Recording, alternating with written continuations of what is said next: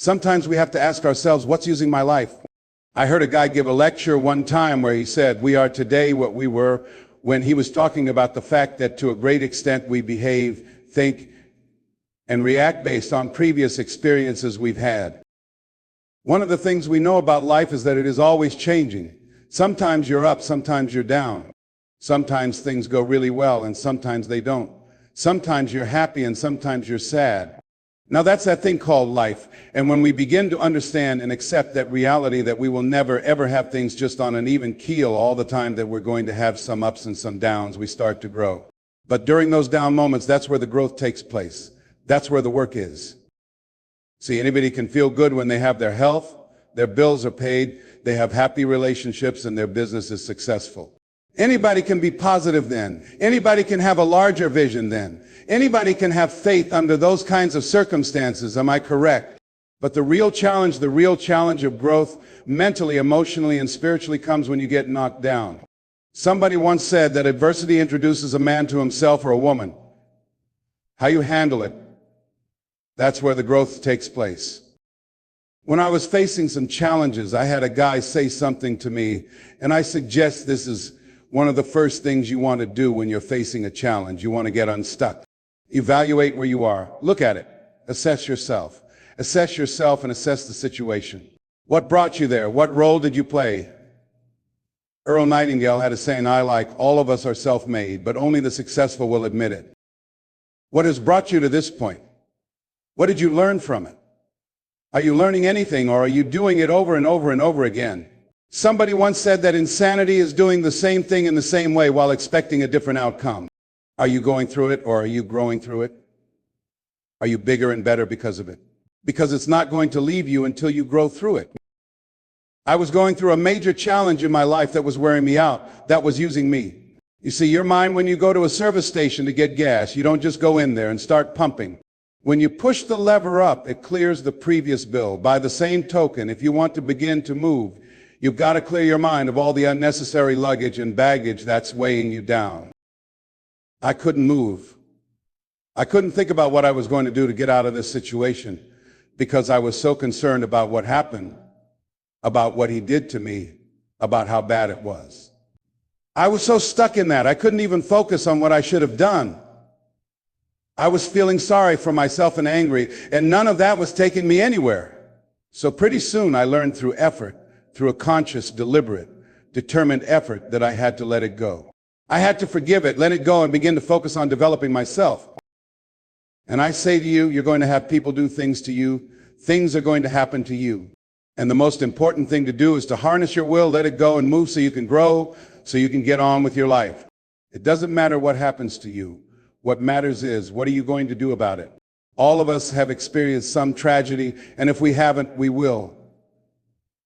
And you can either let it destroy your life, or you can build upon it. You can permit it to hold you down, or you can decide, I'm not going to let that happen to me. I'm bigger than this. Make a declaration to yourself. Declare all-out war that you're going to get out of this rut. I don't care how good you are. I don't care how talented you are. I don't care how much you work on yourself. There are times when things aren't going to go right. They just are not going to go right. There are times when anything that can happen will happen. Murphy's Law will be knocking at your door. Why? I don't know why. That's called life, and you have to deal with it. Sometimes your life will be in a slump, just like in sports. Some of the best shooters can't hit baskets at different times in games. They get in a slump. Do they sit on the sideline and say, well, I just didn't hit a basket today? No, they continue to execute. I suggest to you that if you are facing a challenge, don't stop. Stay busy. Work your plan. Continue to do those things that you know work for you.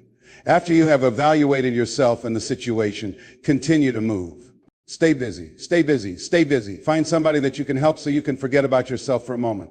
See, sometimes the best thing to do is to be. Sometimes you just have to back up and go within yourself. A bow and arrow, you can't just push the arrow out. You have to pull it back and then release it. Sometimes you have to back up, go within, pray, meditate, recharge your batteries. Go away, clear your head, and then come back and look at it from a different vantage point. Don't operate while you are under the spell or the effect of what's going on. The next thing is that you've got to activate the thinker in you. Don't allow your emotions to control you. We are emotional, but you want to begin to discipline your emotions If you don't discipline and contain your emotions, they will use you. Your mind goes on automatic, just like a garden. You know, I love reading the book As a Man Thinketh by James Allen. He uses the analogy of the mind being like a garden. Weeds don't need any encouragement to grow. You don't have to water them. They don't need sunshine. They don't require fertile ground. They will grow through the cracks of a sidewalk, am I right? But if you want to grow orchids, roses, or any kind of exotic flowers, there are special processes and procedures you must go through. Well, by the same token, you don't have to force or motivate yourself to think negatively, to be depressed, to hate somebody, to want revenge, to get back at someone, to beat yourself up, or to feel loaded with guilt.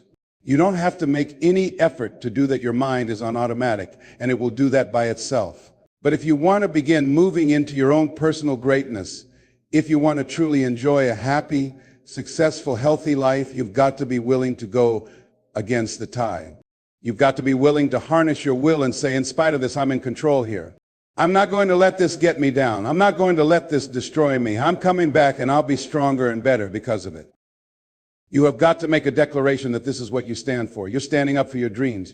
You're standing up for peace of mind. You're standing up for health. You want it, and you're going all out to have it. It's not going to be easy. When you want to change, it's not easy. If it were easy, everybody would do it. But if you're serious, you go all out. You say, yes, I'm going to turn this situation around.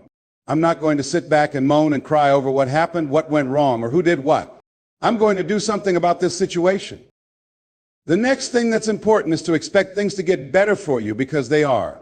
Life is cyclical. Whatever experience you're having right now, it has not come to stay, it has come to pass. Not to stay, just to pass. It's just going through. The biggest challenge is recognizing what's happening. This is a part of this thing we call life. This too shall pass. Maintaining perspective, putting it in perspective is key. The other thing is to take full responsibility for your life. Accept where you are, and accept the responsibility of taking yourself where you want to go. Someone once said we have two primary choices in life. We can either accept conditions as they exist, or we can take responsibility to change them. See, a lot of people want to exempt themselves from taking responsibility. All they want to do is talk about the problem. Every time you see them, they tell you their story over and over and over again. No, you want to take responsibility for your life. I got me here, I can get me out of this. And I'm getting out. I'm not going to be a volunteer victim. George Bernard Shaw said there are three kinds of people in life: those who make things happen, those who watch things happen, and those who don't know what happened. And he said the people who get ahead in life look around for the circumstances they want. And if they can't find them, they make them. They create them. So, part of beginning to get unstuck is deciding that the behavior pattern you have adopted doesn't work for you. You've got to change your strategies. And changing your strategy means reinventing your life, recreating yourself. And you have the power to do that. You can decide that you're going to change. You can decide that you're not going to be a wimp. You can decide that you're going to stand up to life. You can decide, I'm going to live each day as if it were my last. You have the power to make that decision. You can decide, I'm going to work on myself and develop myself. I'm going to empower me. And all of these things happening to me right now, they're just temporary inconveniences. They're not stronger than I am. I'm in charge here.